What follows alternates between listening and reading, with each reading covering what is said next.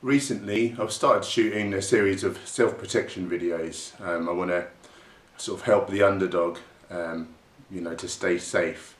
And I'm drawing on years of working on the doors, all my martial arts training. But I'm struggling with it.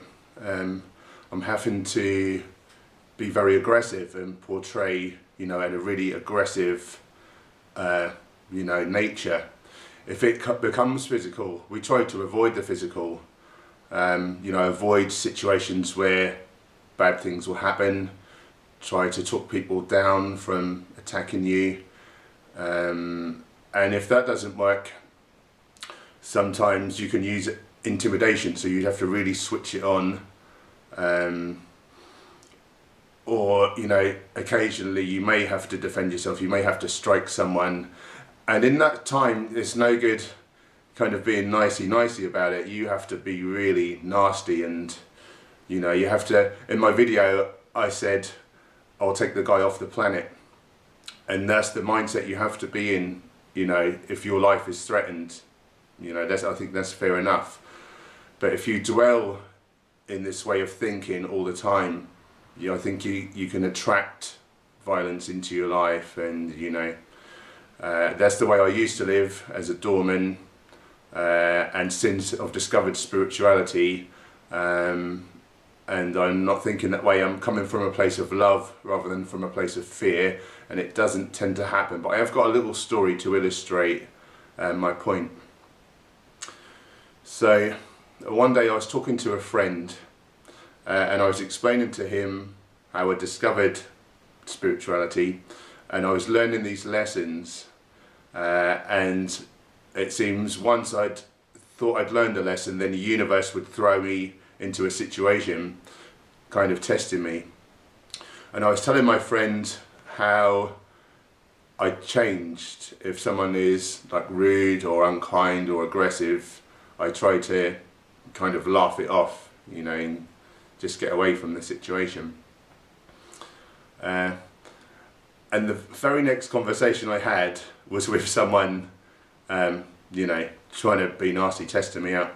So I left my friend, I was cycling home, and I could have gone the long way around a one-way system, or I could just cycle along a path for a short distance.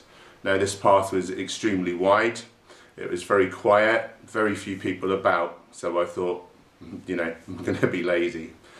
Okay, and so I'm cycling along, and I came up to a bus shelter, so obviously the path was quite narrow at that point.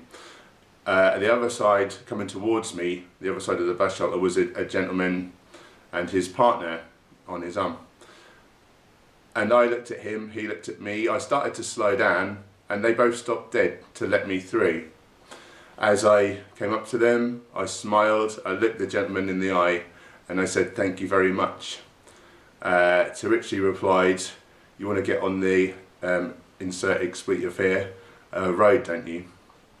And I thought to myself, yeah, this is my test. So I stopped and I said, "Oh, what seems to be the problem?" And the guy was basically jumping up and down, shouting, swearing. And I said to him, "Oh, I'm really sorry, did I nearly knock into you?" Which obviously I did not.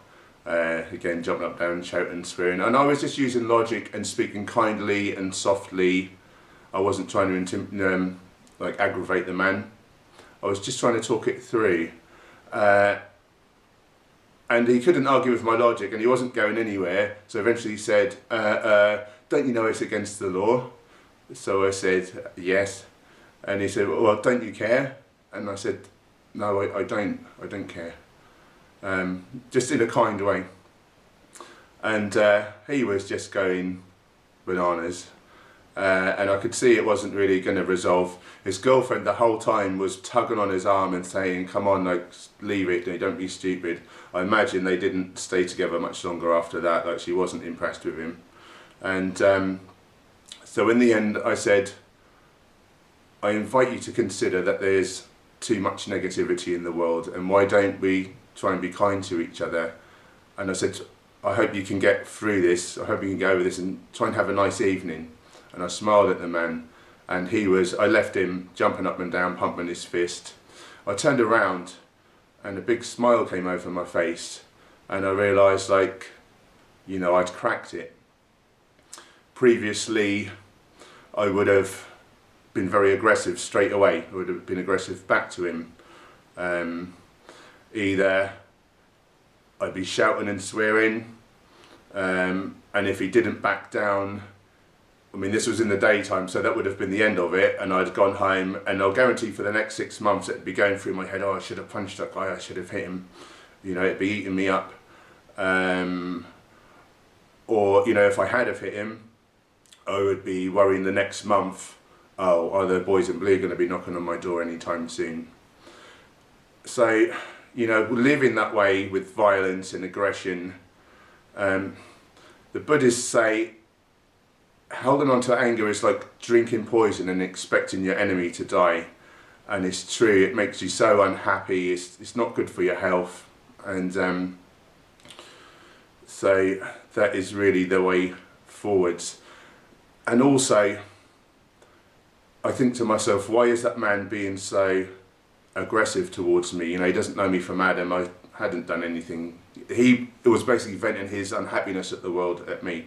So something bad had happened to him.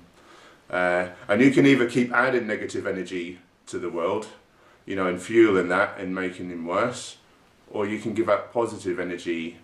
I think the key is if you're happy in yourself and you know you're living righteously, it doesn't matter what other people say to me. You know, I know that the problem is with them and not with me, and I genuinely feel sorry for them. So, in summary, while we may need to have aggression as a tool in our locker, it certainly shouldn't be at the forefront of your thoughts. The law of attraction states that whatever we focus our mind on, we manifest into our reality. And based on the wonderful experiences I've had over the last 12 months or so, I certainly wouldn't be inclined to disagree with that. That's about it from me. Until next time, I invite you to be kind to each other and to all the animals.